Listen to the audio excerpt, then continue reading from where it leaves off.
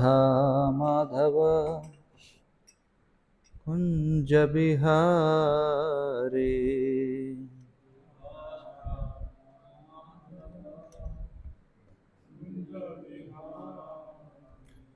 गोपी जन वल्लभ गिरिवरधारी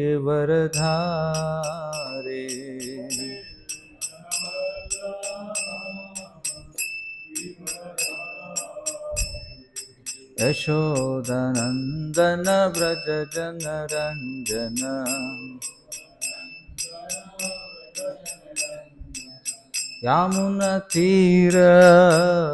यामुनतीरवनचारी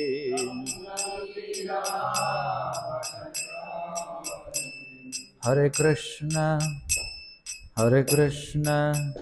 कृष्ण कृष्ण हरे हरे हरे राम राम राम हरे हरे।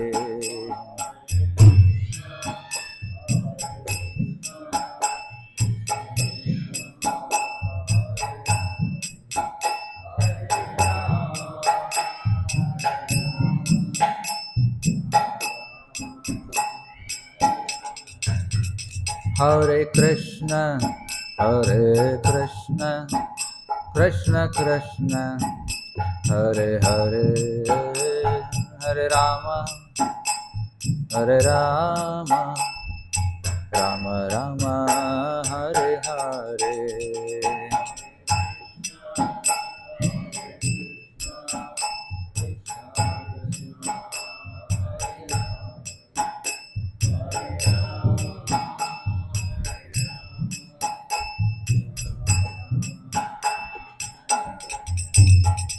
हरे कृष्ण कृष्ण कृष्ण हरे हरे हरे राम राम राम हरे हरे।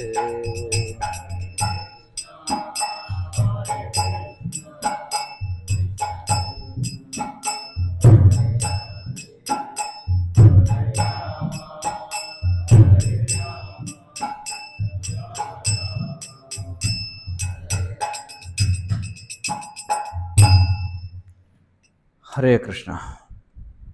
भगवद गीता यथातथम की जय। श्रील प्रभुपाद की जय। मम ज्ञानतिमिरान्धस्य ज्ञानाञ्जनशलाकया चक्षुरुन्मीलितं येन तस्मै श्रीगुरवे नमः। नमः ओं विष्णुपादाय कृष्णप्रेष्ठाय भूतले श्रीमते भक्तिविकासस्वामिते नमः। नमः ओं विष्णुपादाय कृष्णप्रेष्ठाय भूतले श्रीमते भक्तिवेदान्तस्वामिते नमः। नमस्ते सारस्वते देवे गौरवाणी प्रचारिणे निर्विशेष शून्यवादी पाश्चात्य देशतारिणे। जय श्री कृष्ण चैतन्य प्रभु नित्यानंद श्री अद्वैत गदाधर श्रीवासादि गौरभक्त वृंद। हरे कृष्ण कृष्ण कृष्ण हरे हरे हरे राम राम राम हरे हरे। हरे कृष्ण। సో క్రితం వారం మనం సైన్స్ ఆఫ్ సెల్ఫ్ రియలైజేషన్ అంటే ఈ ఆత్మ సాక్షాత్కార శాస్త్రం దాని గురించి మనం చర్చ ప్రారంభించాం. మరి ఆ రోజు మనం ఎందుకు అసలు ఈ ఆత్మ సాక్షాత్కారం అనేది ఎందుకని చాలా ముఖ్యం అనే విషయాల గురించి తెలుసుకున్నాం. అందులో మొదటి విషయం ఏమిటంటే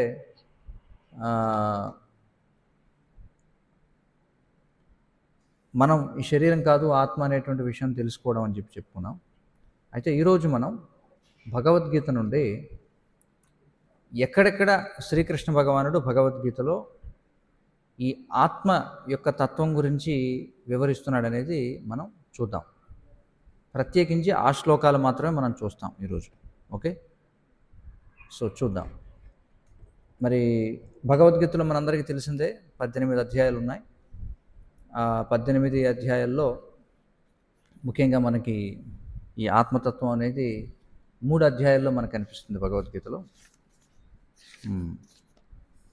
అది 2వ అధ్యాయంలోను అలాగే 13వ అధ్యాయంలోను అలాగే 15వ అధ్యాయంలోను. ఈ 3 అధ్యాయాల్లో కూడా మనకి ఆత్మతత్వం అనేది కనిపిస్తుంది. సో చూద్దాం. మొట్టమొదట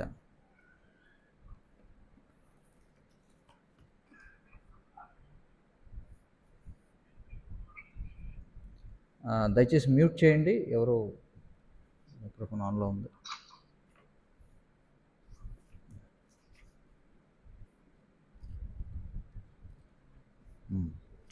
మొట్టమొదట కృష్ణుడు మనకి ఆత్మతత్వాన్ని బోధించడం మొదలుపెట్టేది 2వ అధ్యాయంలో. 2వ అధ్యాయంలో మనకి 11వ శ్లోకం నుండి చూద్దాం. శ్రీ భగవాను వాచ అశోచ్యానన్వశోచస్త్వం ప్రజ్ఞావాదాంశ్చ భాషసే గతాసు నగతాసూంశ్చ నాను శోచంతి పండితాః. శ్రీకృష్ణ భగవానుడు పలికాడు ఏమని? పాండిత్యంతో కూడిన మాటలు పలుకుతూనే నీవు దుఃఖించదగిన విషయం గురించి దుఃఖిస్తున్నావు. వివేకవంతులు జీవించి ఉన్న వారి గురించి కానీ మరణించిన వారి గురించి కానీ దుఃఖించరు. ఇది కృష్ణుడు భగవద్గీతలో తన ఉపదేశాలు మొదలుపెట్టినటువంటి సందర్భం అన్నమాట. మొట్టమొదట అర్జునుడికి చెప్పినటువంటి ఉపదేశం ఏమిటంటే, నువ్వు గొప్ప పండితుల్లాగా మాట్లాడుతున్నావు, కానీ పండితులు దేని గురించి అయితే బాధపడరో దాని గురించి నువ్వు బాధపడుతున్నావు. మరి పండితులంటే ఎవరు అంటే ఇక్కడ చెప్తున్నాడు కృష్ణుడు, జీవించి ఉన్న వారి గురించి కానీ మరణించి ఉన్న వారి గురించి కానీ ఎవరైతే దుఃఖించని వారు ఎవరైతే ఉన్నారో వారిని పండితులు అని చెప్పి అంటారు అని చెప్పి అన్నారు. అంటే దాని అర్థం ఏమిటి? పండితులు అంటే వాళ్ళు దేన్ని పట్టించుకోరనా?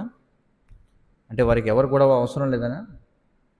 ఎందుకు ఆ విధంగా చెప్తున్నాడు కృష్ణుడు అనేది మనం చూద్దాం. ఎందుకంటే కృష్ణుడు ఇక్కడ ఆత్మతత్వాన్ని బోధించడం మనకి చెప్తున్నాడు, అంటే ఆత్మతత్వాన్ని వివరించబోతున్నాడు. కాబట్టి జీవించి ఉన్నారు మరణించి ఉన్నవారు అంటే జీవించడం మరణించడం అనేది ఆత్మకే. జీవించడం మరణించడం అనేది శరీరానికే కానీ ఆత్మకు కాదు. అందుచేత ఇక్కడ కృష్ణుడు ఏమంటున్నాడంటే, పండితుడైన వాడు కేవలం ఆత్మ గురించే ఆలోచిస్తాడు తప్ప అతడు శరీరం గురించి పట్టించుకోడు అని చెప్పడం దీని యొక్క అర్థం అనమాట. ఎందుకంటే ఆత్మకి జీవించడం మరణించడం అనేది తెలియదు, శరీరానికి మాత్రమే జీవించడం మరణించడం అనేది ఉంది. తర్వాత శ్లోకం 12వ శ్లోకం.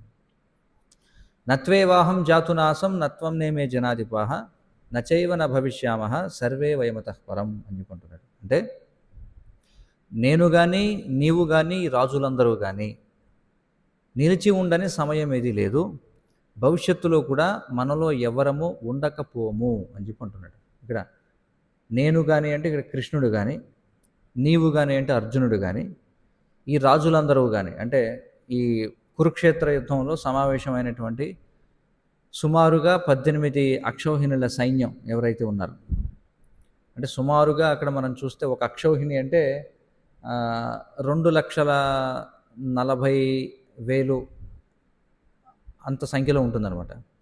కాబట్టి మొత్తం 18 అక్షౌహిణుల సైన్యం అంటే మనకి సుమారుగా దగ్గర దగ్గర మనకి 37 నుండి 38 లక్షలు లేదా 40 లక్షల లోపల ఉంటారు. అంతమంది సమావేశం అయ్యారు కురుక్షేత్ర యుద్ధంలో. కాబట్టి కృష్ణుడు ఏమంటాడంటే, అర్జున నేను కానీ నువ్వు కానీ ఈ రాజులందరూ కానీ లేని సమయం లేదు అని చెప్పి అంటున్నాడు. అర్థమవుతుంది కదా? పూర్వము ఉన్నాం మనం, ఇప్పుడు ఉన్నాము, భవిష్యత్తులో కూడా మనం ఉంటాము, మనం లేకుండా పోము అని చెప్పి అంటున్నాడు. అంటే ఇక్కడ దేన్ని ఉద్దేశించి? శరీరాన్ని ఉద్దేశించి అంటున్నాడా కృష్ణుడు? దేన్ని ఉద్దేశించి అని చెప్తున్నాడు ఇక్కడ? ఆత్మను ఉద్దేశించి. ఎందుకంటే శరీరం అనేది మనం తర్వాత ఒక శ్లోకంలో చూస్తాం, ముందు అది అవ్యక్తంగా ఉంది, తర్వాత వ్యక్తమైంది, మళ్ళీ కొన్నాళ్ళ తర్వాత మళ్ళీ వ్యక్తం అయిపోతుంది. ఉదాహరణకి మన డేట్ ఆఫ్ బర్త్ ఎప్పుడో 1985 జనవరి 1 అనుకుందాం, జనవరి 1వ తేదీన. 1985 జనవరి 1కి ముందు మనం లేము అంటే ఈ ప్రదేశంలో లేము, ఎక్కడో ఉన్నాం కనిపించని చోటున. తర్వాత ఈ ప్రదేశంలోకి వచ్చాం, మళ్ళీ 2085కి మనం ఉంటామో లేదో తెలియదు, అంతే కదా? ఆ తర్వాత మళ్ళీ మనం ముందు ఏ విధంగా కనిపించాం, ఆ తర్వాత కూడా మనం కనిపించాం. కానీ ఇక్కడ విషయం ఏమిటంటే మనం ఉంటాం శాశ్వతంగా, ఇక్కడ లేము అంటే ఎక్కడ ఉండమని కాదు. అందుకే కృష్ణుడు ఏమంటాడంటే, నేను కానీ నువ్వు కానీ రాజులందరూ కానీ లేని సమయం లేదు అని చెప్పి అంటున్నాడు. అంటే మనం ఎల్లప్పుడూ ఉంటాం. ఎలా ఉంటాం? ఆత్మగా మనం ఉంటాం. ఈ శరీరాలనేవి ఉండవు. అది అర్థం చేసుకోవాలి. తర్వాత 13వ శ్లోకం.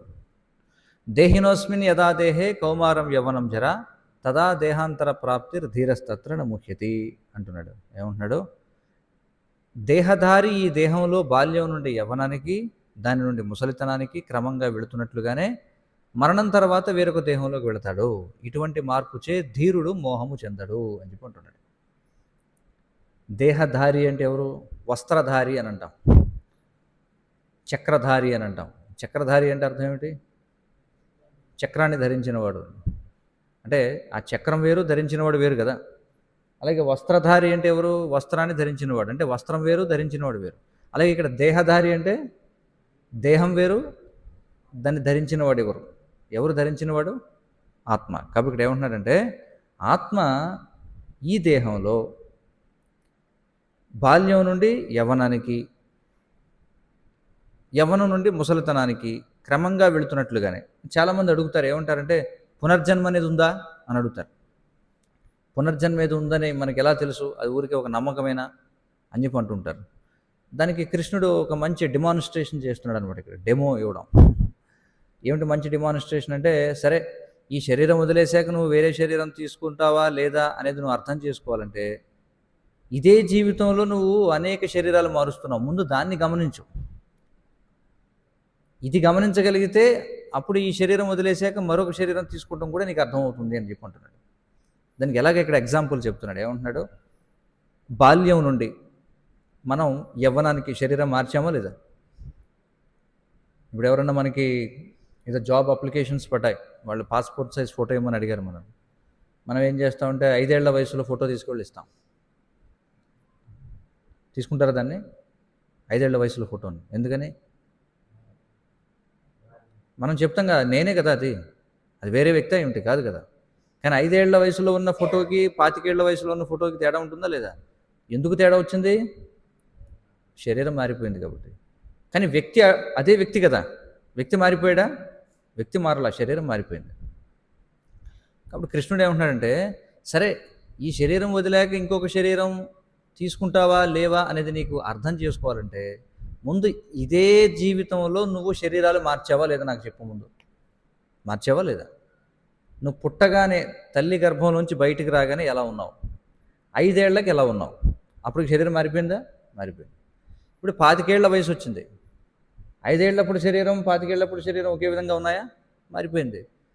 తర్వాత నువ్వు రేపు పొద్దున ముసలాడు అవుతావు కదా, అప్పుడు మళ్ళీ వేరే దేహం మార్చేస్తావా లేదా? మార్చేస్తావు. అంటే ఇదే జీవితంలో కనీసం 3 రకాల శరీరాలు కనిపిస్తున్నాయి లేదా మనకి?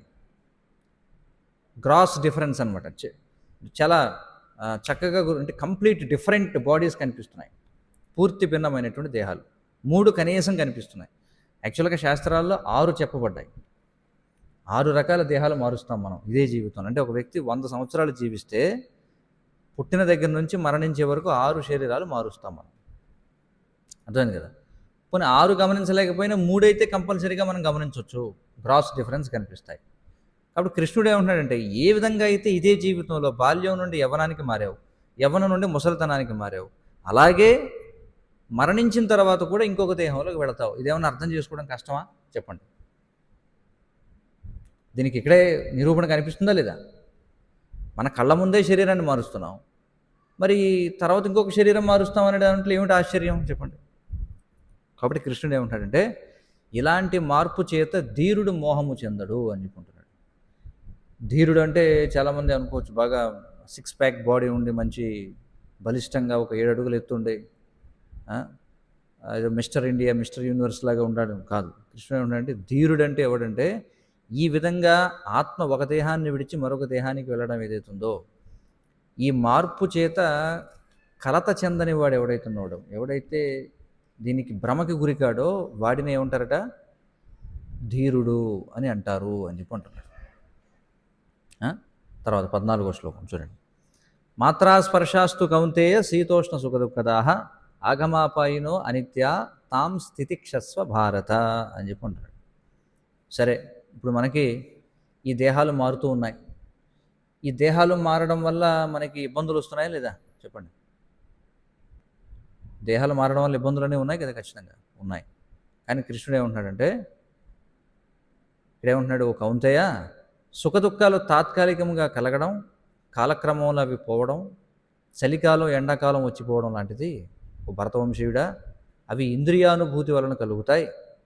కలత చెందకుండా వాటిని ఓర్చుకోవడం మనిషి తప్పక నేర్చుకోవాలి అని చెప్పుకుంటున్నాడు. ఎందుకు ఇక్కడ ఓర్చుకోవడం నేర్చుకోమంటున్నాడంటే, ఈ మార్పులు ఏవైతున్నాయో ఈ మార్పులు ఆత్మకి ఎక్స్టర్నల్ అన్నమాట. అంటే ఆత్మకి ఇవి బాహ్యమైనవి ఈ మార్పులు. అంటే పూర్వ శ్లోకంలో ఏవైతే మార్పులు చెప్పాడో ఆ మార్పులు ఆత్మలో వస్తున్నాయో శరీరంలో వస్తున్నాయా? శరీరం వస్తున్నాయి. మరి శరీరంలో వచ్చేటువంటి మార్పుల వల్ల మనకి కొంత ఇబ్బంది అనేది ఉంది. కానీ కృష్ణుడు ఏమంటున్నాడంటే, నువ్వు వాటిని సహించు అని చెప్పుకుంటున్నాడు. ఎందుకు సహించమంటున్నాడు? ఎందుకంటే ఇవి తాత్కాలికం ఈ మార్పులన్నీ.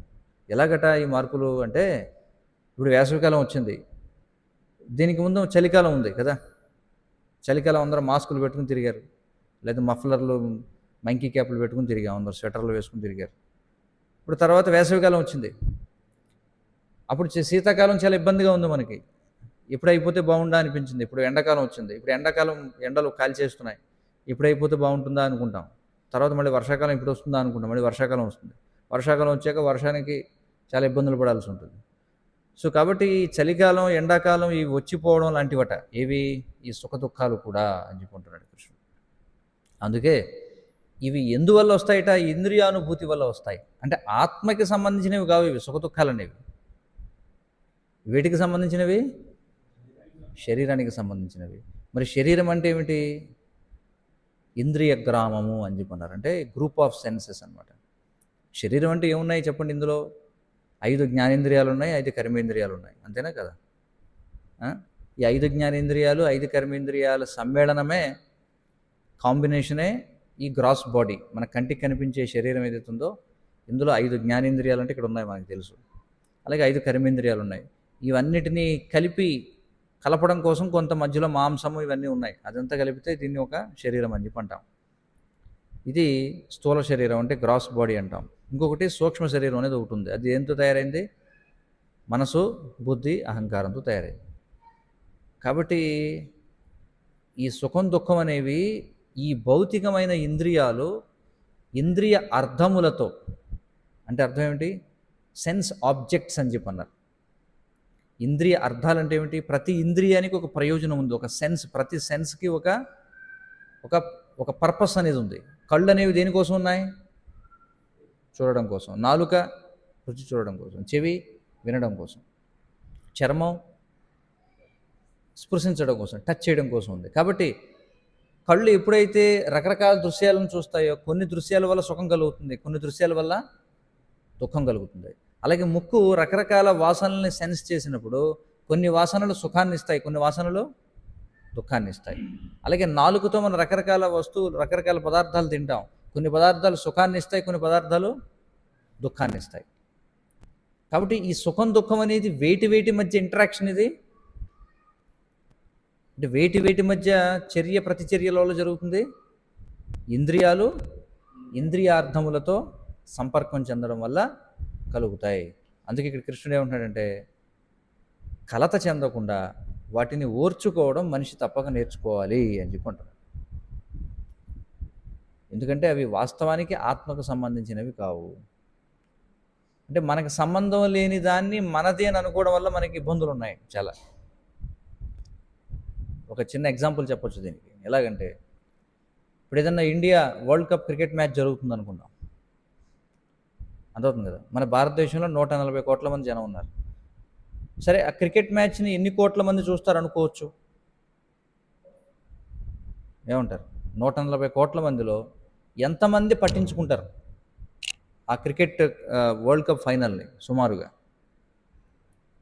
సీరియస్గా తీసుకునే వాళ్ళు ఎంతమంది ఉంటారంటారు? అందులో 10 కోట్ల మంది ఉంటారా? తక్కువ, ఇంకెక్కువ? అది బాగా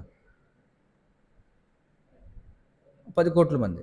అంటే 10 crore, అంటే 10 కోట్ల మంది కన్సర్న్ ఉంది. అంటే ఇండియా గెలుస్తుందా ఓడిపోతుందా అని. అంటే ఇండియా గెలిచినా గెలిస్తే ఆనందించేవాళ్ళు, ఓడిపోతే ఏడ్చేవాళ్ళు ఒక 10 కోట్ల మంది ఉంటారు, అంతే కదా. మిగతా 130 కోట్ల మంది సంగతి ఏమిటి? దే డోంట్ కేర్, పట్టించుకోరు వాళ్ళు, పట్టించుకోరు కదా. కొంతమందికి అసలు అలాంటిది ఉందని కూడా తెలియకపోవచ్చు. మరి ఇదేమిటి? వీళ్ళకేమో దుఃఖం ఏముంది, వీళ్ళకి సుఖాన్ని ఇస్తుంది. అంటే వాళ్ళకి దుఃఖాన్ని ఇచ్చింది, వీళ్ళకి దుఃఖాన్ని ఇవ్వట్ల. కారణం ఏమిటి? ఎందుకంటే వీడు నాది అనే అటాచ్మెంట్ కలిగి ఉన్నాడు కాబట్టి వీడికి బాధ కలిగింది. వీళ్ళకి దాని గురించి పట్టింపు లేదు కాబట్టి వీళ్ళు దాని గురించి బాధపడటం రా. అందుకే ఈ తత్వాన్ని తెలుసుకొని ఎప్పుడైతే మనిషి సుఖదుఖాలకి కారణం ఇంద్రియాలు, ఇంద్రియ వస్తువులతో సంపర్కమైన తెలుసుకుంటాడో అప్పుడు అతడు ఏమవుతాడో వీటి నుంచి దూరంగా ఉంటాడు. అది ఇక్కడ విషయం కృష్ణుడు చెప్తున్నాడు. తర్వాత 15వ శ్లోకం. యంహిన వ్యథయంత్యేతే పురుషం పురుషర్షభ సమదుఃఖ సుఖం ధీరం సోమృతత్వాయ కల్పతే అని చెప్పుకుంటున్నాడు. చూడండి ఏమంటున్నాడు. ఓ మానవులలో శ్రేష్ఠుడు అర్జున, సుఖదుఖాలచే కలత చెందక ఆ రెండింటిలోనూ స్థిరంగా ఉండేవాడు నిశ్చయంగా మోక్షానికి అర్హుడవుతాడని చెప్పుకుంటున్నాడు. అర్థవుతుంది కదా, మోక్షానికి అర్హుడవుతాడట. ఎవరు? ముందు శ్లోకంలో చెప్పినట్టుగా సుఖం కలిగినప్పుడు ఉప్పొంగిపోయి లేదా దుఃఖం కలిగినప్పుడు బాగా కురింగిపోకుండా ఎవరైతే స్థిరంగా ఉంటాడో వాడు మోక్షానికి అర్హుడవుతాడట. అది ఇక్కడ చెప్పాడు. తర్వాత 16వ శ్లోకం చూడండి. నాసతో విద్యతే భావో నా భావో విద్యతే సతః ఉభయోరపి దృష్టోంతః త్వనయోస్తత్వదర్శిభి అని చెప్పుకుంటున్నాడు. ఏమంటున్నాడు చూడండి. ఉనికి లేనిది ఉండేది కాదని, నిత్యమైనది మార్పు లేనిదని సత్యమును దర్శించిన వారు నిర్ణయించారు. ఈ రెండింటి స్వభావాన్ని అధ్యయనం చేసి వారు ఇది నిర్ణయించారు. ఉనికి లేనిది అంటే ఏమిటంటే భౌతిక దేహం. ఈ భౌతిక దేహం అనేది ఉనికి లేనిది అంటున్నారు, అంటే నాన్ ఎగ్జిస్టెంట్ అని చెప్పంటున్నారు. ఇదేమిటి? ఉంది కదా, ప్రస్తుతం అస్తిత్వంలో ఉంది కదా ఇది, మరి నాన్ ఎగ్జిస్టెంట్ అని ఎందుకంటున్నారు దీన్ని? కారణం ఏమిటి? ఎందుకంటే తాత్కాలికం కాబట్టి, శాశ్వతమైనది కాదు కదా. అందుకని దీన్ని నాన్ ఎగ్జిస్టెంట్ అని చెప్పుకుంటున్నారు. అంటే దీనికి ఉనికి లేదు, ఎందుకంటే ఒక సమయంలో వస్తుంది, ఒక సమయంలో పోతుంది, కాబట్టి దానికి ఉనికి లేదని. నిత్యమైన దానికి మార్పు లేదని. నిత్యమైనది అంటే ఏమిటి? ఆత్మ నిత్యమైంది. ఈ 6 రకాలు ఏవైతే బాల్యం, యవ్వనం, వృద్ధాప్యం, ఈ 3 ఆత్మక శరీరానికి ఉన్నవి? శరీరానికి, ఆత్మకి లేవు కదా. కాబట్టి దేహానికి ఉనికి లేదు, ఆత్మకి మార్పు లేదు అని ఎవరైతే సత్యాన్ని దర్శించిన వారు నిర్ణయించారు. ఈ రెండింటి స్వభావాన్ని అధ్యయనం చేసి వారు దీన్ని నిర్ణయించారు అని చెప్పుకుంటారు. అంటే ఎగ్జామిన్ చేశారు, రెండింటిని, ఆత్మని ఎగ్జామిన్ చేశారు, శరీరాన్ని కూడా ఎగ్జామిన్ చేశారు. బాగా అనలైజ్ చేసి రీసెర్చ్ చేసి వాళ్ళు ఈ విషయాన్ని తేల్చారు అని చెప్పుకుంటున్నారు. 17. అవినాశుతు తద్విద్ధి ఏన సర్వమిదం తదం వినాశమవ్యయస్యాస్య నకశ్చిత్ కర్తుమర్హతి. ఏమంటున్నాడు చూడండి. శరీరమందంతటా ఏదైతే వ్యాపించి ఉందో అది నశింపు లేనిదని నువ్వు తెలుసుకోవాలి. ఆ అవినాశి అయిన ఆత్మను ఎవ్వడూ నశింపజేయ సమర్థుడు కాడు అని చెప్పి. శరీరమంతా ఏం వ్యాపించి ఉంది? ఏం వ్యాపించింది శరీరం అంతా? చైతన్యం వ్యాపించి ఉంది. ఆత్మ వ్యాపించి ఉందా శరీరం అంతా? లేదు. ఆత్మ శరీరం అంతా వ్యాపించలేదు. ఆత్మ యొక్క వాస్తవ పరిమాణం ఎంత చెప్తారు ఎవరైనా? ఆత్మ యొక్క వాస్తవ పరిమాణం అంటే సైజ్ ఎంత? ఆత్మ యొక్క సైజు కేశాగ్ర శతభాగస్య, అంటే మన వెంట్రుక యొక్క కొన భాగం, అంటే టిప్ ఏదైతే ఉందో దాన్ని 100 భాగాలు చేసి అందులో మళ్ళీ ప్రతి భాగాన్ని మళ్ళీ 100 భాగాలు చేస్తే ఏదైతే వస్తుందో అది ఆత్మ యొక్క పరిమాణము అని చెప్పన్నారు. అర్థమైంది కదా. చూడండి, అంత చిన్న సైజులో ఉంది ఆత్మ అనేది శరీరంలో, కానీ దాని యొక్క ప్రభావం మాత్రం దేహమంతా ఉంది. ఎందుకంటే కొంతమంది అనుకోవచ్చు, అంటే ఏనుగు అంత పెద్ద జీవి కదా, దానికి పెద్ద ఆత్మ ఉంటుందేమో, లేదా తిమింగళం చాలా పెద్ద దేహం కదా. భూమి మీద అతిపెద్ద జంతువు ఏమిటి? తిమింగళం. అర్థవుతుంది కదా. దానికి ఇంకా పెద్ద ఆత్మ ఉంటుందేమో, లేదా ఒక మైక్రో ఆర్గానిజం అంటే సూక్ష్మమైనటువంటి క్రిమి దానికి చిన్న ఆత్మ ఉంటుందేమో అని ఎవరైనా అనుకోవచ్చు. కాదు. తిమింగళంలో ఆత్మ అయినా, ఏనుగులో ఆత్మ అయినా, బ్యాక్టీరియాలో ఉండే ఆత్మ అయినా, ప్రతి ఆత్మ యొక్క సైజు ఒకటే. ఏమిటది? వెంట్రుక యొక్క కొన భాగంలో 10,000వ వంతు, 1/10,000th part of the tip of hair అని చెప్పన్నారు. కానీ దాని యొక్క ప్రభావం చూడండి ఒకసారి ఎంత ఉందో. అదే పరిమాణంలో ఉన్నటువంటి ఆత్మ ఒక చిన్న మైక్రో ఆర్గానిజంని నియంత్రిస్తుంది, అంటే దాంట్లోనూ పనిచేస్తుంది, పెద్ద తిమింగళంలో కూడా పనిచేస్తుంది. ఎలా పనిచేస్తుందండి అంటే దీనికి ఒక ఉదాహరణ చెప్తారు చూడండి.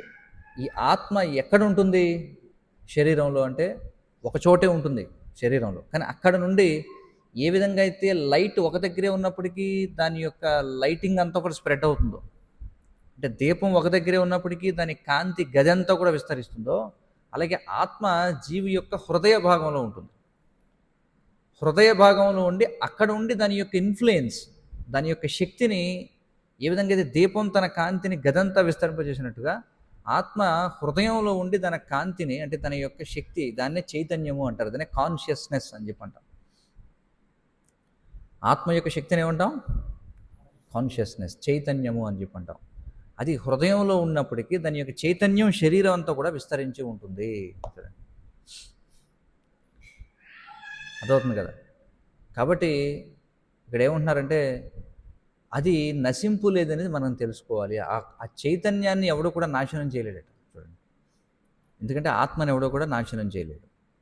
కాబట్టి ఆ అవినాశి అయిన ఆత్మను ఎవరు కూడా నాశనం చేయడానికి సమర్థులు కారు అని చెప్పి అంటారు.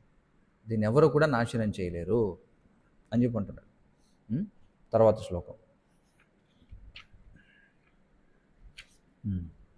అంతవంత ఇమే దేహ నిత్యస్యోక్తా శరీరిణ అనాశినోప్రమేయస్య తస్మాత్ యుధ్యస్వ భారత.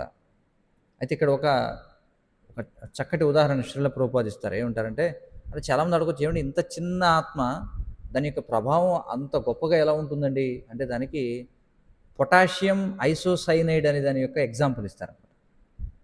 తెలుసు కదా పొటాషియం ఐసోసైనైడ్, సైనైడ్ అంటారు తెలుసు కదా. ఆ సైనైడ్ యొక్క రుచి ఎలా ఉంటుందో తెలుసు ఎవరికైనా? ఎలా ఉంటుంది? ఇలా ఉప్పుగా ఉంటుందా? తెలుసా ఎవరికైనా? ఎవరికీ తెలియదు. ఎందుకంటే రుచి చూడాలని ప్రయత్నించిన వాడు ఎవడో కూడా దాని రుచి చెప్పడానికి బతికిలేడు అనమాట. నాలికకి అంటుకోగానే మరణిస్తాడు వాడు మనిషి. ఎంత పరిమాణంలో?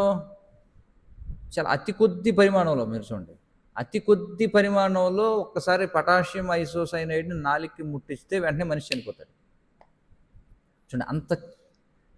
మరి అదేమిటిది? ఒక కెమికల్, అది ఒక పదార్థం. అది అంటే ఒక పదార్థానికే ఇంత గొప్ప ప్రభావం ఉంటే ఆధ్యాత్మికమైనటువంటి ఆత్మకి ఎంత ప్రభావం ఉంటుందో ఊహించుకోండి ఒకసారి. లేదా ఉదాహరణకి మనం ఒక చిన్న ట్యాబ్లెట్ వేసుకుంటాం కదా. మనిషి శరీరమే 100 కిలోలు ఉంటుంది. వాడు వేసుకునే ట్యాబ్లెట్ ఎంత ఉంటుంది? ఎంత ఉంది? 5 grams, 2.5 mg. థైరాయిడ్ ఉందనుకోండి ఎవరికైనా 2.5 mg వేసుకుంటారు. ఒక చిన్న ట్యాబ్లెట్ వేసుకోవడం వల్ల మొత్తం వాడి దేహాన్ని ప్రభావితం చేస్తుందా లేదా? అది చేస్తుంది. ఇది మనకి చక్కటి ఉదాహరణ. మనకు తెలిసి మన కళ్ళ ముందు ఒక చిన్న పదార్థం ఒక పెద్ద వస్తువుని ఎలా ప్రభావితం చేస్తుందో చూడొచ్చు. మరి ఆత్మ గురించి ఇంకేం చెప్పాలి చెప్పండి. కృష్ణుడు చెప్తున్నాడు, అంతవంత ఇమే దేహ నిత్యస్యోక్తా శరీరిణ అనాశినో ప్రమేయస్య తస్మాత్ యుధ్యస్వ భారత. వినాశనము లేనివాడు, అపరిమితుడు, నిత్యుడు అయినట్టు జీవుని భౌతిక దేహము తప్పక నశించి తీరుతుంది. కనుక ఓ భరతవంశీయుడా, నీవు యుద్ధం చేయము అని చెప్పుకుంటాడు. చూడండి, ఆత్మ ఎలాంటిదట? వినాశనము లేనివాడట. ఆత్మకి నాశనం లేదు. అపరిమితుడు అని చెప్పన్నారు. అర్థమైంది కదా. అపరిమితుడు అంటే దాని యొక్క పరిమాణాన్ని కొలిచే పద్ధతి ఎవరికీ తెలియదు అనమాట. చూడండి, అర్థమవుతుంది కదా. ఆత్మ యొక్క పరిమాణాన్ని ఎవడన్నా కొలవగలడా? మనకి అర్థం కావడం కోసం దానికి చెప్పారు. అర్థమవుతుంది కదా. అలాగే ఈ ఆత్మ ఏదో ఒక విధమైనటువంటి వాతావరణానికి లిమిట్ అయినటువంటిది కాదు. ఇది కూడా అర్థం చేసుకోవాలి. ఆత్మ భూమి మీద మాత్రమే ఉంటుందని కాదు, నీళ్ళలో ఉండగలదు. ఈ పంచభూతాల్లో 3 సూక్ష్మ పదార్థాల్లో ఎక్కడైనా ఆత్మ ఉండగలదు. ఈ మోడర్న్ సైంటిస్టులు ఏమంటారంటే భూమి మీదే జీవం ఉంది, వేరే ఎక్కడ కూడా జీవం లేదని అంటారు.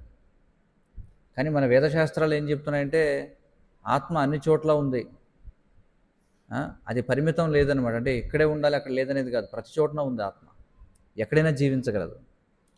అలాగే ఆత్మ నిత్యమైనది. కానీ ఈ ఆత్మ యొక్క భౌతిక దేహం ఏదైతుందో అది మాత్రం తప్పకుండా నశించి తీరుతుంది. కాబట్టి యుద్ధం చేయి అర్జున అని చెప్పుకుంటున్నాడు. కాబట్టి ఇక్కడ స్పష్టంగా మనకు అర్థమవుతుంది ఆత్మ యొక్క లక్షణం ఏమిటి, శరీరం యొక్క లక్షణం ఏమిటి. తర్వాత ఏనం వేత్తి హంతారం నిశ్చైనం మన్యతే హతం ఉభౌతౌన విజానీతో నాయం హంతిన హన్యతే అని చెప్పుకుంటున్నాడు. జీవుడిని చంపువానిగా తలచేవాడు కానీ చంపబడువానిగా తలచేవాడు కానీ జ్ఞానవంతులు కారు. ఎందుకంటే ఆత్మ చంపదు, చంపబడదు అని చెప్పుకుంటున్నాడు. ఆత్మ ఎవరిని చంపదు, ఆత్మ చంపబడదు. ఎందుకంటే ఆత్మ భౌతికమైనటువంటిది కాదు కాబట్టి. వాస్తవానికి ఎవరిని చంపలేరు అని చెప్పుకుంటున్నారు. అంటే మనం చంపేది శరీరాన్ని కానీ ఆత్మని కాదు. సరే ఇదేదో బాగుంది కదా అని చెప్పి ఎవడన్నా ఒక మర్డర్ చేసి హత్య చేసి వాడు ఏమంటాడంటే నేను శరీరాన్ని చంపాను, ఆత్మను చంపలేదు, కాబట్టి ఆత్మ చావలేదు కదా, నాకు ఎందుకు శిక్ష వేస్తారు, నన్ను ఎందుకు అరెస్ట్ చేస్తారని ఎవరిని అడగొచ్చు కదా, అలా అడిగేవాళ్ళు ఉంటారు. కానీ ఇక్కడ విషయం ఏమిటంటే ఇది ఎలాంటిదంటే ప్రతి జీవి ఈ శరీరంలో ఇంతకాలం ఉండాలి వాడు చేసుకున్న కర్మను బట్టి అని నిర్ణయించబడి ఉంటుంది.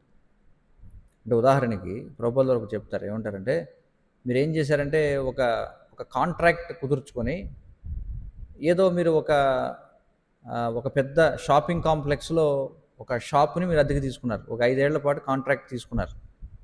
అయితే కాంట్రాక్ట్ పూర్తి అవ్వకముందే మిమ్మల్ని బలవంతంగా లోపల నుంచి లాగి రోడ్డు మీదకి విసిరేశారనుకోండి, అది క్రైమ్ అవుతుందా లేదా? కాబట్టి హత్య చేయడం కూడా అలాంటిదేనమాట. వాస్తవంగా వ్యక్తిని చంపకపోయినా ఆ వ్యక్తికి మనం అసౌకర్యాన్ని సృష్టిస్తున్నాం. అంటే వాడికి ఇంకా అందులో జీవించాల్సిన సమయం ఉండగానే వాడిని ఏం చేస్తున్నాం, వాడి నివాసంలోంచి మనం వాడిని బలవంతంగా బయటికి గెంటేస్తున్నాం. ఆ విధంగా చేయడం వల్ల వాడు ఆ దేహంలో చేయాల్సినటువంటి యాక్టివిటీ వాడు చేయకుండా పోతున్నాడు. వాడు అనుభవించాల్సినటువంటి కర్మను అనుభవించకుండా మనం చేస్తున్నాం. దానివల్ల మళ్ళీ వాడికి టైం వేస్ట్, మళ్ళీ ఇంకో కొత్త శరీరంలోకి ప్రవేశించాలి. అవునా కదా? అందుచేత ఇక్కడ చెప్పారు కదా, ఆత్మ చంపేవాడు కాదు, చంపబడేవాడు కాదు అని చెప్పారు. కాబట్టి మనం ఇష్టం వచ్చినట్టుగా హత్యలు చేయొచ్చు అనుకుంటే కాదన్నమాట. ఎవరు చంపాలి ఏమిటనే దానికి కూడా కొన్ని లెక్కలు ఉంటాయి. ఎవరికైతే అధికారం ఉందో వాళ్ళు ఆ పని చేయాలి. కాబట్టి ఒకవేళ ఎవడన్నా ఆత్మ చంపబడుతుంది లేదా ఆత్మ చంపుతుంది అనుకుంటే వాడు జ్ఞానవంతుడు కాడు అని చెప్పుకుంటున్నాడు కృష్ణుడు. వాడికి జ్ఞానం లేనివాడట. తర్వాత నజాయతే మ్రియతే వా కదాచిన్ నాయం భూత్వా భవితావాన భూయ అజో నిత్య శాశ్వతోయం పురాణో నహన్యతే హన్యమానే శరీరే అని చెప్పుకుంటున్నాడు. ఏమంటున్నాడు?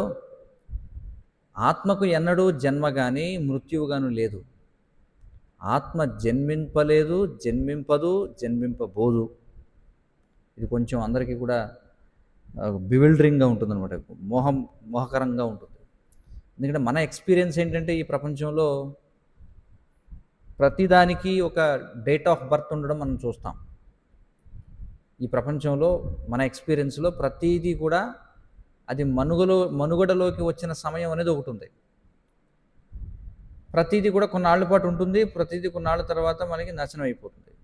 నేను చెప్పేది దేని గురించి? భౌతికమైన వస్తువులు, అంతే కదా. ఏదైనా ప్రతిదానికి కూడా డేట్ ఆఫ్ మ్యానుఫ్యాక్చర్ ఒకటి ఉంటుంది. ఇప్పుడు మొబైల్ ఫోన్ తీసుకున్నాం, డేట్ ఆఫ్ మ్యానుఫ్యాక్చర్ ఉంటుంది, దానికి కొన్నాళ్ళ పాటు లైఫ్ ఉంటుంది. ఆ తర్వాత అది ఏమవుతుంది?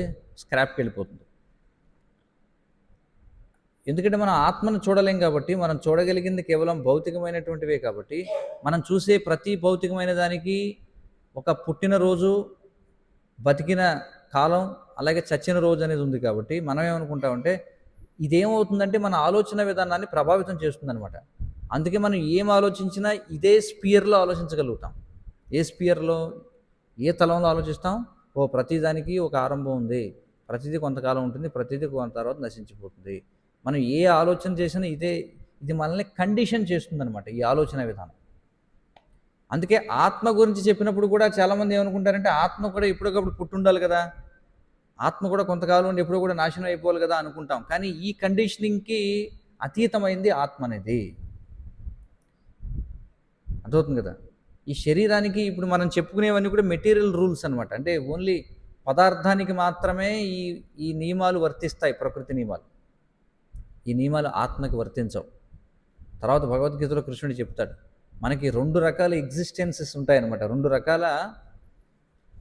రకాల అస్తిత్వాలు ఉంటాయి.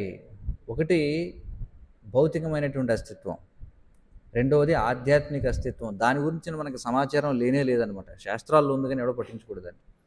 కాబట్టి ఆత్మ అనేది ఈ భౌతిక అస్తిత్వానికి సంబంధించింది కాదు. It belongs to spiritual atmosphere. కాబట్టి ఆధ్యాత్మిక ప్రపంచం అనేది అది ఎవర్ ఎగ్జిస్టింగ్ అనమాట. దాని గురించి అర్థం కాదు, చాలామందికి బుర్రకు ఎక్కదనమాట.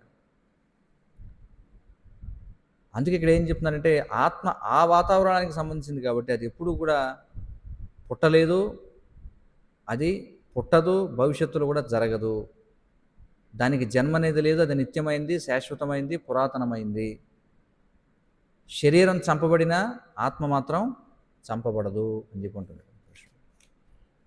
తర్వాత 21వ శ్లోకం, వేదావినాశినం నిత్యం యయేనమజమవ్యయం కథం స పురుష పార్థ కం ఘాత ఇతి హంతికం. ఇంకేముంటున్నాడు ఇక్కడ చూడండి. ఓ పార్థ, ఆత్మ నశింపు లేనిదని, నిత్యమైనదని, పుట్టుక లేనిదని, మార్పు చెందనిదని తెలిసినవాడు ఎవరినైనా ఎలా వధిస్తాడు లేదా వధింపజేస్తాడు అని చెప్పుకుంటున్నాడు. ఎవరైతే ఈ విషయం తెలుసుకున్నాడో, ఆత్మకి నాశనం లేదు, అది నిత్యమైంది, పుట్టుక లేదు, మార్పు లేదు అని తెలిసినవాడు ఎవరినైనా చంపుతాడా లేకపోతే చంపిస్తాడా?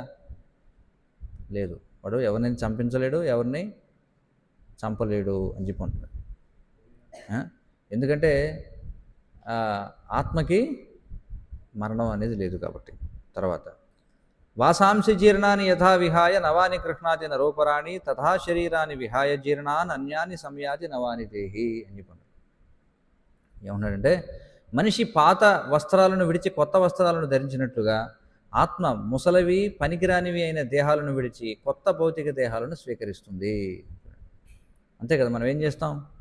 పాత వస్త్రాలు ఏవైతే ఉన్నాయో వాటిని విడిచిపెట్టి కొత్త వస్త్రాలు ధరిస్తాం. అలాగే ఆత్మ కూడా ఏం చేస్తుందట, ముసలవి పనికిరానివి అయినటువంటి శరీరాలను విడిచిపెట్టి కొత్త భౌతిక దేహాలను స్వీకరిస్తుంది. కాబట్టి ఒకవేళ ఎవరైనా ముసలివాళ్ళు అయ్యేంత వరకు జీవించి ఆ విధంగా శరీరాన్ని వదిలిపెట్టాడంటే వాడు కొంత అదృష్టం ఉంటుంది అనమాట. కానీ ఈ రోజుల్లో ఎవడో ముసలివాళ్ళు అయ్యే వరకు ఎవడు ఉండట్లా. అంటే వస్త్రం బాగా ఉన్నప్పుడే మార్చేస్తున్నారు అనమాట. శరీరం కూడా ఇంకా అది పాతపడకుండానే, ముసలిది అవ్వకుండానే దాన్ని మార్చేయాల్సి వస్తుంది ఈ రోజుల్లో.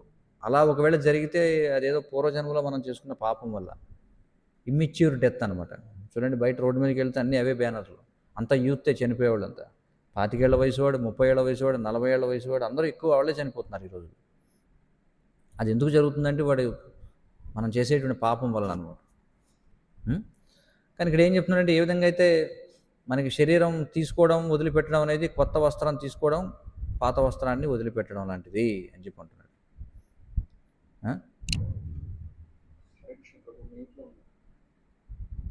హరే కృష్ణ.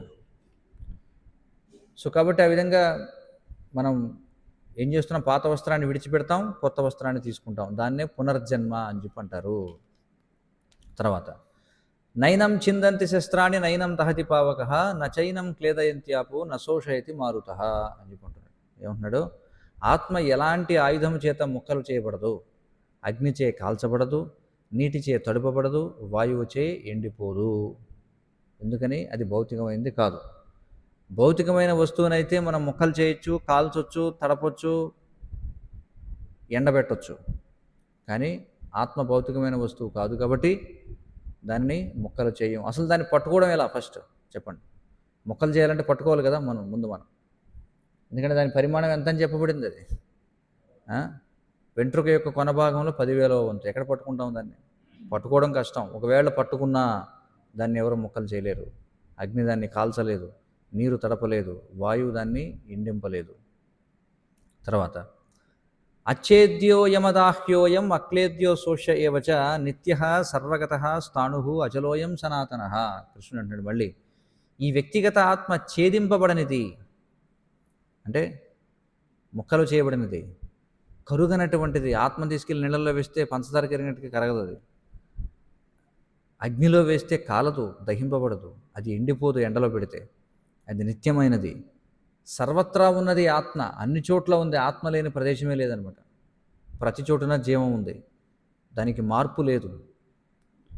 అంటే ఆత్మకి మార్పులు లేవు, శరీరానికి మార్పులు ఉన్నాయి. కదలనిది, సనాతనమైనది. కదలనిది అంటే భౌతిక వస్తువుతో మనం ఆత్మని కదల్చలేం. చూడండి, అంటే శరీరం ఆత్మని కదులుస్తుందా, ఆత్మ శరీరాన్ని కదులుస్తుందా? చెప్పండి. ఇప్పుడు ఎలాగ ఉంటుందంటే ఇది చూడండి, కారు మనిషిని మోసుకెళ్తుందా? కారు తనంతట తానుగా మనిషిని, డ్రైవర్ని మోసుకెళ్ళగలదా? యాక్చువల్గా కంట్రోల్ ఎక్కడుంది? కనిపించడానికి ఎలా కనిపిస్తుంది?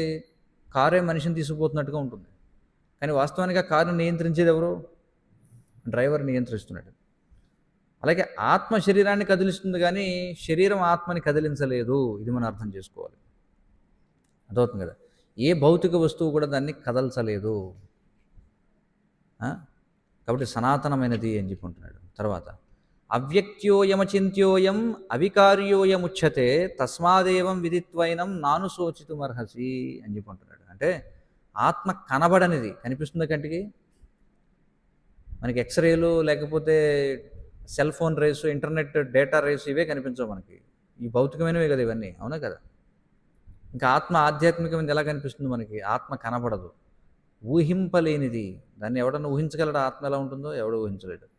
మార్పు రహితమైనదని చెప్పబడింది. ఇది తెలుసుకున్న తర్వాత నువ్వు దేహం కోసం దుఃఖించకూడదని చెప్పుకుంటున్నాడు.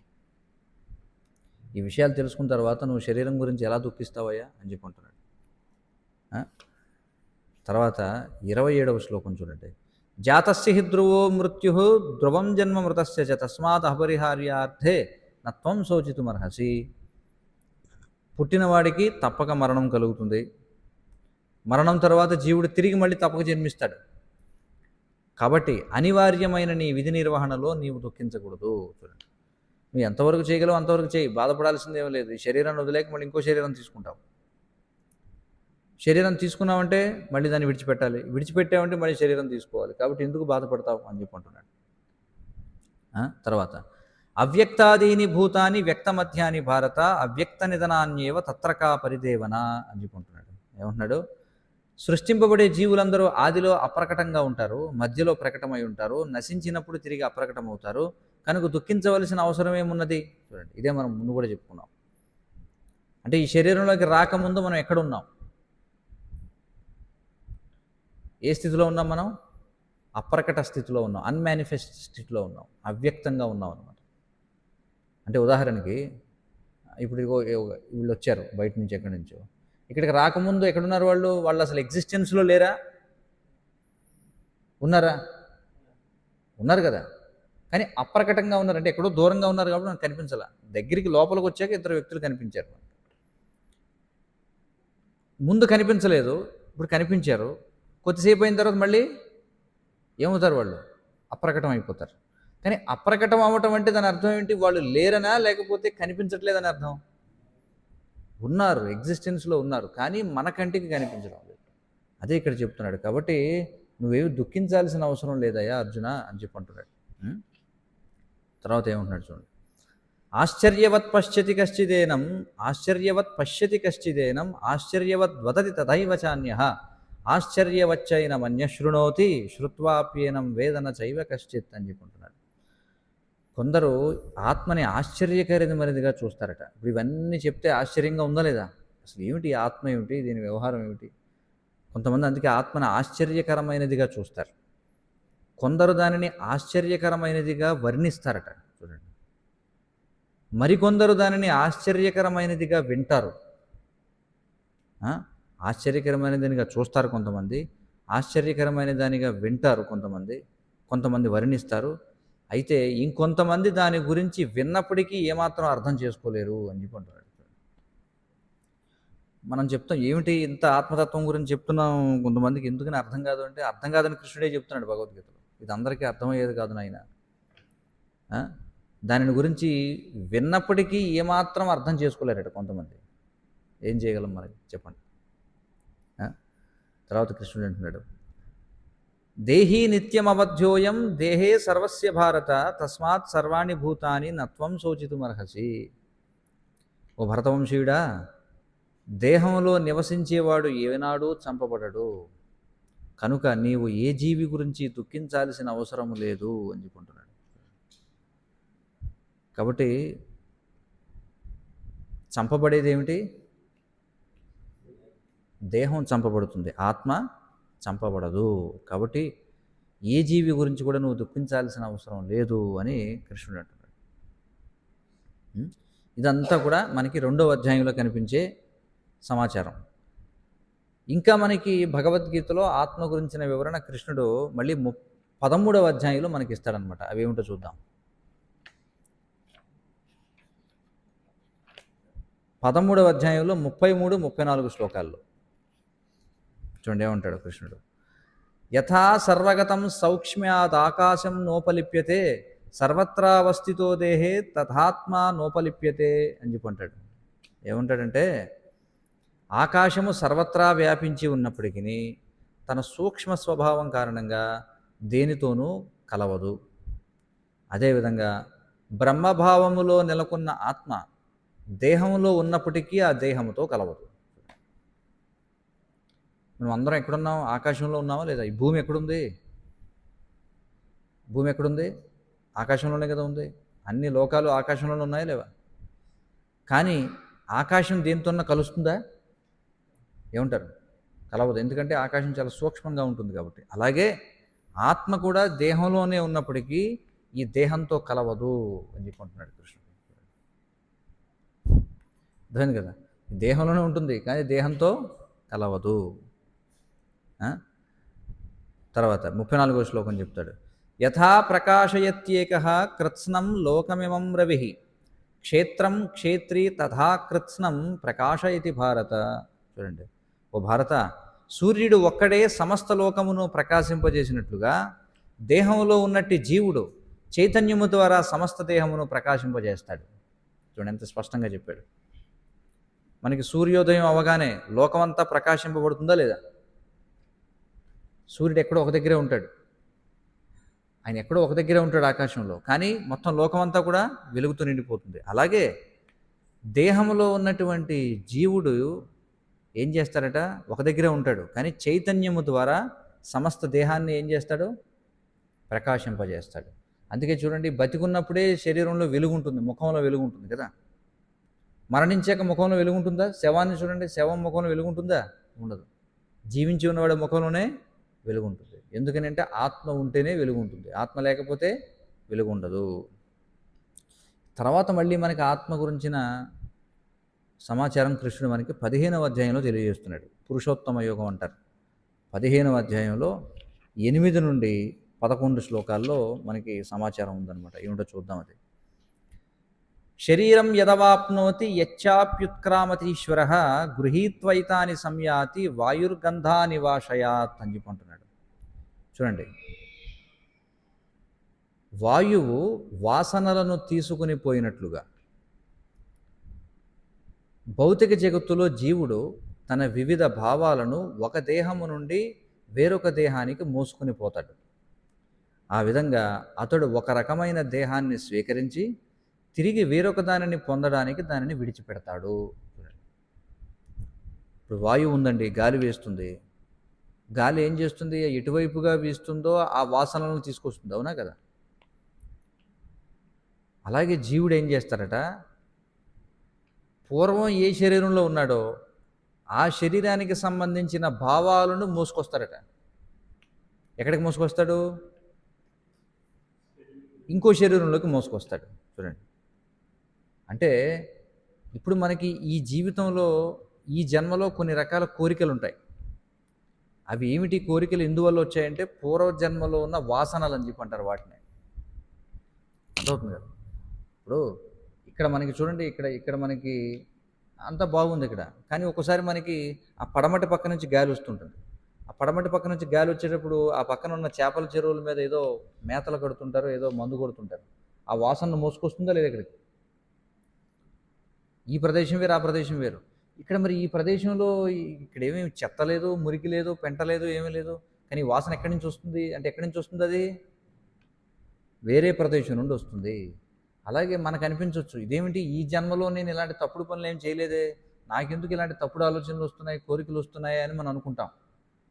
ఎందుకంటే ఇక్కడేం కనిపించట్లేదు మనకి. నేను చిన్నప్పటి నుంచి అలాంటి వాతావరణంలో పెరగలేదే, నేను అలాంటివి చూడలేదు, వినలేదు, తినలేదు, మాట్లాడలేదు, నాకెందుకు ఇలాంటి ఆలోచనలు వస్తున్నాయని మనం అనుకుంటాం. కానీ అవి ఎక్కడి నుంచి వస్తున్నాయి? అవి ఎక్కడి నుంచి వస్తున్నాయి? వేరే చోట నుండి, అంటే వేరే శరీరం నుండి ఆత్మ ఏం చేస్తుంది? వాటిని ఏం చేస్తుందట? మోసుకొస్తుంది అని చెప్పి అంటున్నాడు. చూడండి. కాబట్టి వాయువు వాసనలను తీసుకుపోయినట్లుగా భౌతిక జగత్తులో జీవుడు తన వివిధ భావాలను ఒక దేహం నుండి వేరొక దేహానికి మోసుకుని పోతాడు. ఆ విధంగా అతడు ఒక రకమైన దేహాన్ని స్వీకరించి తిరిగి వేరొక దానిని పొందడానికి దానిని విడిచిపెడతాడు. మళ్ళీ ఏం చేస్తాం? ఇంకొక దేహాన్ని పొందడానికి ఈ దేహాన్ని విడిచిపెడతాం. ఇప్పుడు మనం అనుభవించిన వాసనలను మళ్ళీ ఎక్కడ తీసుకెళ్తాం? వచ్చే జన్మకి తీసుకువెళ్తాం అనమాట. అంటే ఇప్పుడు మనకు ఆధ్యాత్మిక చింతన ఉంది అంటే చిన్నప్పటి నుంచి ఒకవేళ ఎవరికైనా వాడు పూర్వజన్మ నుంచి దాన్ని మోసుకొచ్చాడని అర్థం చేసుకోవాలి. తర్వాత 9వ శ్లోకం. శ్రోత్రం చక్షుస్పర్శనం చ రసనం ఘ్రాణమేవచ అధిష్టాయ మనశ్చాయం విషయానుపసేవతే అని చెప్పుకుంటున్నాడు. ఏమంటున్నాడంటే, జీవుడు ఆ విధంగా వేరొక స్థూల దేహాన్ని స్వీకరించి మనసుతో కూడి ఉన్నట్టు ఒకానొక రకమైన చెవి, కన్ను, నాలుక, ముక్కు స్పర్శలను పొందుతాడు. ఆ రకంగా అతడు ఒక ప్రత్యేక రకమైన ఇంద్రియ విషయాలను అనుభవిస్తాడు. చూడండి ఏం చేస్తాడట అతడు. చూడండి, ఈ శరీరాన్ని వదిలిపెట్టి ఇంకొక శరీరం తీసుకుంటాడు కదా, అప్పుడు ఏం చేస్తారంటే ఇంకొక సెట్ ఆఫ్ సెన్సెస్ వస్తాయట. ఇంద్రియాలు మొత్తం ఎన్ని ఉన్నాయి మనకి? జ్ఞానేంద్రియాలు 5, కర్మేంద్రియాలు 5, మనసు 1, మొత్తం 11 ఇంద్రియాలు. 5 జ్ఞానేంద్రియాలు, 5 కర్మేంద్రియాలు, ఒక అంతరేంద్రియం అంటే మనసు, 11 ఇంద్రియాలు. పూర్వం ఒక సెట్ ఉంది మన దగ్గర. ఇలాంటివి 84 లక్షల సెట్లు ఉన్నాయన్నమాట. చూడండి, 84 లక్షల సెట్లు. చూడండి, ఇప్పుడు ఎలాగంటే మన దగ్గర ఒక మారుతి ఈకో ఉంది. మారుతి ఈకోలోకి వెళ్ళి కూర్చోగానే దానికి ఒక రకమైన స్టీరింగ్, ఒక రకమైన క్లచ్, ఒక రకమైన ఎస్కలేటరు, ఒక రకమైన లైట్లు, ఒక రకమైన ఏసీ, ఒక రకమైన గేరు, ఒక రకమైన సీట్లు అన్నీ ఉంటాయి కదా. అలాగే మన దగ్గర ఇంకొక టాటా ఏస్ ఒకటి ఉంది. అందులోకి ఎక్కి కూర్చున్నాం అనుకోండి, మళ్ళీ అక్కడ వేరే రకం గేర్ ఉంటుంది, ఆ వేరే రకం సీట్ ఉంటుంది, వేరే రకం ఇది ఉంటాయి. అది విడిచిపెట్టి మళ్ళీ మనం యాక్టివా బండి ఎక్కామనుకోండి, దానికి వేరే రకం సెట్ ఉంటుంది. ఇది కాకుండా సైకిల్ ఒకటి ఉంది, ఆ సైకిల్ ఎక్కితే మళ్ళీ దానికి వేరే సెట్ ఉంటుంది. కారు ఒకటి ఉంది అనుకోండి, ఆ కారు ఎక్కితే మళ్ళీ దానికి వేరే రకం సెట్ ఉంది. చూడండి, ఇలా ఇది ఏం చేస్తుందట, దేహం మార్చినప్పుడల్లా మళ్ళీ ఏం చేస్తుంది? ఒక రకమైన చెవి, ఒక రకమైన కన్ను, ఒక రకమైన నాలుక, ఒక రకమైన ముక్కు, ఒక రకమైన స్పర్శ పొందుతాడట. ఆ రకంగా అతడు ఒక ప్రత్యేకమైన ఇంద్రియ విషయాలను అనుభవిస్తాడు అని చెప్పుకుంటాడు. 10వ శ్లోకం. ఉత్క్రామంతం స్థితం వాపి పుంజానం వా గుణాన్వితం విమూఢానాను పశ్యంతి జ్ఞానచక్షుషః. ఇది ఇంకా 2 శ్లోకాలే ఉన్నాయి, ఓపిక పట్టండి, అయిపోతుంది. జీవుడు తన దేహమును ఏ విధంగా విడిచిపెడతాడో, ప్రకృతి గుణ ప్రభావంలో ఏ రకమైన దేహాన్ని అతను అనుభవిస్తాడో మూర్ఖులు తెలుసుకోలేరు. కానీ జ్ఞాన శిక్షణ పొందిన నేత్రాలు కలిగిన వాడు ఇదంతా చూడగలుగుతాడు అని చెప్పుకుంటున్నాడు. ఇప్పుడు చెప్పబడిన ప్రక్రియ ఏదైతే చర్చించుకున్నామో, అంటే ఏ విధంగా ఒక దేహాన్ని విడిచిపెట్టి మళ్ళీ ఇంకొక రకమైన దేహాన్ని స్వీకరిస్తామో మూర్ఖులకు అర్థం కాదన్నాడు. కృష్ణుడు విమూఢా నాను పశ్యంతి అన్నాడు. కానీ జ్ఞాన శిక్షణ పొందిన నేత్రాలు, చూడండి, ఏ కళ్ళతో చూడాలి? ఇది మైక్రోస్కోప్తో కనిపిస్తుందా ఆత్మ? కనిపించదు. టెలిస్కోప్తో కనిపిస్తుందా? కనిపించదు. ఏ కళ్ళు కావాలంటే దీనికి? జ్ఞాన నేత్రాలు కావాలట.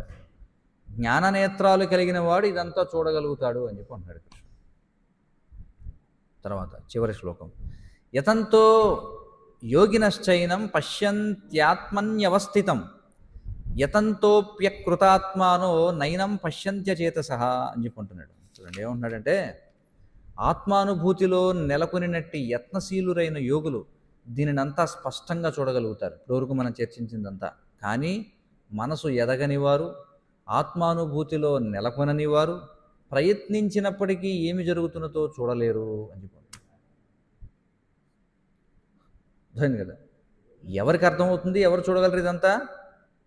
ఆత్మానుభూతిలో అంటే సీరియస్గా స్పిరిచువల్ ప్రాక్టీస్ చేసేవాళ్ళు ఎవరైతే హరే కృష్ణ కృష్ణ కృష్ణ హరే హరే, హరే రామ రామ రామ హరే హరే అనే మంత్రాన్ని చెప్పిస్తారో, ఎవరైతే 4 విధి నియమాలు మద్యం, మాంసం, జూదం, వ్యభిచారం వీటికి దూరంగా ఉంటారో, ఎవరైతే భగవత్ ప్రసాదాన్ని మాత్రమే స్వీకరిస్తారో, ఎవరైతే భగవద్గీత భాగవతం శ్రవణం చేస్తారో, ఎవరైతే ఒక ఆధ్యాత్మిక గురువు యొక్క నేతృత్వంలో భగవంతుని సేవలో నిమగ్నమై ఉంటారో, ఎవరైతే బ్రహ్మముహూర్తంలో నిద్రలేచి భగవంతుడిని కీర్తిస్తారో, ఇవన్నీ ఎవరైతే చేస్తారో వారిని యోగులు అంటారు. వాళ్ళకి ఇదంతా స్పష్టంగా కనిపిస్తుందట. కానీ మనసు ఎదగని వారు, ఆత్మానుభూతిలో నెలకొనని వారు ప్రయత్నించినా కూడా ఏమి జరుగుతుందో వాళ్ళు చూడలేరు అని చెప్పి అంటున్నాడు అనమాట. అర్థమవుతుంది కదా. హరే కృష్ణ కృష్ణ కృష్ణ హరే హరే, హరే రామ రామ రామ హరే హరే. సో ఇవి మనకి భగవద్గీతలో 700 శ్లోకాల్లో 18 అధ్యాయాల్లో కృష్ణుడు నేరుగా ఆత్మతత్వాన్ని చెప్పినటువంటి శ్లోకాలు అనమాట. మరొక రోజున భగవత్ చిత్తం అయితే భగవద్గీత నుండి మరొక విశేషాన్ని మనం చర్చించుకుందాం. ఎవరికైనా ఏమైనా ప్రశ్నలు సూచనలు ఉంటే చెప్పండి.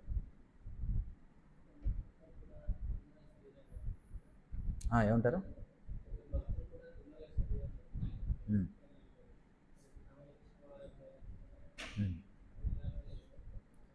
ఇక్కడ ప్రశ్న ఏమిటంటే, కొంతమంది భక్తులు కూడా, కొంతమంది పెద్ద పెద్ద సన్యాసులు కూడా త్వరగా శరీరాలు విడిచిపెడతారు, ఎలా అర్థం చేసుకోవాలి? అది ఎలా అర్థం చేసుకోవాలంటే మనకు అర్థం కాదు. ఇది పరమాత్మకే తెలుసు వాళ్ళు ఎందుకు శరీరాన్ని వదిలేశారని. అంటే వాళ్ళ కర్మ అయిపోయిందా? ఒకవేళ మీకు అర్థమవుతుంది కదా, వారి కర్మ పూర్తి అయిపోయిందా, లేకపోతే వారు భూమి మీదకి ఎందుకు వచ్చారో ఆ పని పూర్తి అయిపోయిందా, లేదా వారు ఏదన్నా పాపం చేశారా మనకు తెలియకుండా, అర్థమవుతుంది కదా, లేదా అది ప్రమాదవశాత్తు జరిగిందా మనకు తెలియదు. గహనా కర్మణో గతి కృష్ణుడు అంటాడు. మనం భగవద్గీతలో కర్మ గురించి కృష్ణుడు చెప్పినప్పుడు దాని గురించి చర్చిద్దాం. అంటే ఈ కర్మగతిని అర్థం చేసుకోవడం చాలా కష్టం అనమాట. అది పరమాత్మకే తెలియాలి ఎందుకు చనిపోయారు వాళ్ళు, అర్థమవుతుంది కదా. కానీ మనం పాజిటివ్ థింకింగ్ ప్రకారంగా మనం భక్తుడు ఒకవేళ చనిపోతే అతడు ఏ కారణాల చేత అతడు చనిపోయాడనే దాన్ని పక్కన పెడితే ఖచ్చితంగా అతడికి సద్గతి కలుగుతుందని అయితే మనం ఖరాఖండిగా చెప్పొచ్చు. ఖచ్చితంగా వాడికి ఉన్నతమైనటువంటి గతి పడుతుంది అని చెప్పగలం, అంతే. కానీ వాడు ఎందుకని చనిపోయాడని మనం చెప్పలేం. ఇంకేమైనా ప్రశ్నలు ఉన్నాయి ఎవరికన్నా? ప్రణాం, చెప్పండి. చాలా అద్భుతంగా చెప్పారు ప్రభుజీ ఆత్మ గురించి. అంటే మీరు అన్నట్టు మేము సొంతంగా భగవద్గీత చదవడానికి ట్రై చేసినా కానీ ఆత్మ గురించి ఇంత వివరంగా అర్థం కాదు ప్రభుజీ. మీరు చెప్తుంటేనే అర్థం అవుతుంది. నాకు ఒక ప్రశ్న ఉంది ప్రభుజీ. చెప్పండి. అంటే ఇప్పుడు మనకి ఆత్మ నాశనం లేనిది, అంటే ఆత్మ అనేది ఒక లైట్ అనేసి మనకి తెలుసు. కానీ మన ఆత్మకి అంటే దుఃఖం, బాధ అలాంటివి కలుగుతాయి కదా ప్రభుజీ. అంటే ఎవరైనా ఏమైనా మాట్లాడితే మనకి బాధ అనేది కలుగుతుంది. మనం దాన్ని అంటే ఎలా కంట్రోల్ చేసుకుంటాం? ఓకే మనం చెప్తాం కానీ దానికి అది వినదు. It లామెంట్స్. How to overcome this Prabhuji? అంటే మనం ఎలాగా దాన్ని ప్రయత్నించాలి? అంటే ఫర్ సపోజ్ అది ఆఫీస్ లో ఉన్న కానీ, సపోజ్ బయట ఫ్రెండ్స్ రిలేషన్షిప్స్ తో కానీ వాళ్ళు ఏదైనా మాట అంటే కనుక మనం అంటే చాలా సెన్సిటివ్ గా అయిపోతుంది. మనం దాన్ని అంటే ఒక కైండ్ ఆఫ్ అంటే అపోజ్ చేయడానికి ట్రై చేస్తాం. అరే నాకు తప్పు లేదు కదా, నేను కూడా డిఫెండ్ చేయాలి అనేసి డిఫెండింగ్ మోడ్లోకి వెళ్తుంది. కానీ అది తప్ప కాదా మరి అనిపిస్తుంది. అంటే కృష్ణ భక్తిలో ఉన్నవారు అంటే డిఫెండ్ చేయొచ్చా? ఒక్కొక్కసారి అంటే వేరే వాళ్ళకి బాధ కలుగుతుందేమో, ఒక్కొక్కసారి కన్ఫ్యూజన్స్ ఉంటుంది ప్రభుజీ. కొంచెం వివరిస్తారా ప్రభుజీ? చూడండి, వాస్తవానికి ఈ సుఖ దుఃఖాలు అనేవి ఆత్మ అనుభూతి చెందదు, అది మనసు అనుభూతి చెందుతుంది అన్నమాట. మనం ఏదైతే ఈ లోకంలో డిస్టర్బెన్సెస్ ఏవైతే ఫీల్ అవుతామో, అంటే ఒక్కోసారి ఎలైట్మెంట్ అవుతుంది, ఒక్కోసారి బాగా ఉత్సాహం ఉల్లాసం కలుగుతుంది, ఒక్కోసారి నిరుత్సాహం, లేకపోతే దుఃఖం కలుగుతుంది. ఇవన్నీ వాస్తవానికి ఎక్స్పీరియన్స్ చేసేది మనసు. మనసే ఇవన్నీ కూడా మంచి చెడుని, సుఖదుఖాలను అనుభూతి చెందుతుంది. మరి ఆత్మ ఏమిటి అంటే, ఇప్పుడు చూడండి అదే కదా కృష్ణుడు చెప్తున్నాడు భగవద్గీతలో. మనం వాస్తవానికి ఇవన్నీ కూడా మెటీరియల్ ప్లాట్ఫామ్లో జరుగుతున్నాయి, వీటికి ఆత్మతో సంబంధం లేదనేది మనం తెలుసుకోవాలని చెప్పి అంటున్నాడు. అయితే ప్రాక్టికల్గా సరే తత్వం అంతా బాగానే ఉంది, ప్రాక్టికల్గా ఎలాగంటే, అందుకే మనం ఏం చేయాలంటే వీలైనంతగా మనం ఆత్మ చేయాల్సిన పనుల్లో మనం కనుక నిమగ్నం అయితే అప్పుడు వీటన్నిటి నుండి మనల్ని మనం రక్షించుకోగలుగుతాం అనమాట. అంటే ఇప్పుడు మీరు చెప్పినవన్నీ, ఇప్పుడు మీరు చెప్పిన యాక్టివిటీస్ ఏవైతే ఉన్నాయో ఆఫీస్ ఇవన్నీ కూడా అవి బాడీ మెయింటెనెన్స్ గురించినటువంటి యాక్టివిటీస్ ఇవన్నీ. మరి బాడీ మెయింటెనెన్స్ గురించిన యాక్టివిటీస్లో ఉన్నంతకాలం బాడీలీ డిస్టర్బెన్సెస్ అనేవి ఉంటాయి. అవి మైండ్ డిస్టర్బెన్సెస్ కావచ్చు, లేకపోతే ఈగో డిస్టర్బెన్సెస్ కావచ్చు, ఏవైనా కావచ్చు. మరి వీటన్నిటి నుంచి బయటపడాలంటే ఏం చేయాలంటే, మనం ఏం చేయాలంటే ఈ బాడీలీ ప్లాట్ఫామ్కి పైకి వెళ్ళాలి. పైకి వెళ్ళడం అంటే ఏమిటి? స్పిరిచువల్ ప్లాట్ఫామ్కి వెళ్ళాలి. స్పిరిచువల్ ప్లాట్ఫామ్కి వెళ్ళడం అంటే ఏమిటి అంటే 9 రకాల యాక్టివిటీస్ మనం చేయాలి. శ్రవణం, కీర్తనం, విష్ణు స్మరణం, పాదసేవనం, దాస్యం, వందనం, ఇవన్నీ కూడా మనకు చెప్పబడ్డాయి. వందనం, దాస్యం ఇవన్నీ కూడా అంటే మనం స్పిరిచువల్ యాక్టివిటీస్లో వీలైనంత ఎక్కువగా ఉండాలి. వీలైనంత ఎక్కువగా మనం ఇప్పుడు ఈ చెప్పిన తత్వాన్ని వినడం, ఇతరులతో చర్చించడం, దాని గురించి ఆలోచించడం, భగవంతుని కీర్తించడం, భగవంతుడికి ఏదైనా వండడం, దాని గురించి ప్రచారం చేయడం. ఇట్లా there are so many activities in which you can engage అనమాట. సో మెనీ స్పిరిచువల్ యాక్టివిటీస్ ఉన్నాయి. ఓకే, సో ఈ స్పిరిచువల్ యాక్టివిటీస్లో ఎంత ఎక్కువగా ఎంగేజ్ అవుతామో అంతగా మనం ఈ బాడీలీ ప్లాట్ఫామ్కి సంబంధించిన ప్రాబ్లమ్స్ నుంచి బయటపడతాం. సో లైఫ్ యొక్క పెర్ఫెక్ట్నెస్ ఏంటంటే when you become 24 hours engaged in spiritual activity, then you no longer be affected by bodily entanglements. అర్థమవుతుంది కదా? సో అదే పెర్ఫెక్షన్ ఆఫ్ హ్యూమన్ లైఫ్ ఏంటంటే అంత్యే నారాయణ స్మృతి కృష్ణుడు అంటాడు. సో ఇట్ టేక్స్ టైం అనమాట. మనం ప్లాన్ చేసుకోవాలి, లైఫ్ని ప్లాన్ చేసుకోవాలి, లైఫ్ని ఎలా చేసుకోవాలి. ఇదంతా వెంటనే సాధ్యం కాదు. అందుకే మనకి జీవితం అనేది ఇవ్వబడింది. కాబట్టి మనం ఏం చేయాలంటే at some point of time మనం ఎలా ప్లాన్ చేసుకోవాలంటే we are 24 hours in Krishna consciousness. 24 hours అంటే ఇక్కడ మీరు అనొచ్చు అంటే నిద్ర కూడా జయించాలా అని. జయించగలిగితే మంచిదే. We have to minimise even sleep also if not possible. ఒకవేళ మీరు 18 hours కృష్ణుడి సేవలో ఉంటే మీరు నిద్రించి 6 hours కూడా కృష్ణుడి సేవే అవుతుంది. ఎందుకంటే అప్పుడు వచ్చే స్వప్నం కూడా కృష్ణుడి గురించినవే వస్తాయన్నమాట. So in this way you have to slowly by phases gradually you have to spiritualise yourself. అప్పుడు వీటి నుంచి బయటపడతారు. అంతేగాని there are no like okay from tomorrow you are out, some tricks అనేవి ఇందులో ఏమి ఉండవు. అది అర్థం చేసుకోవాలి.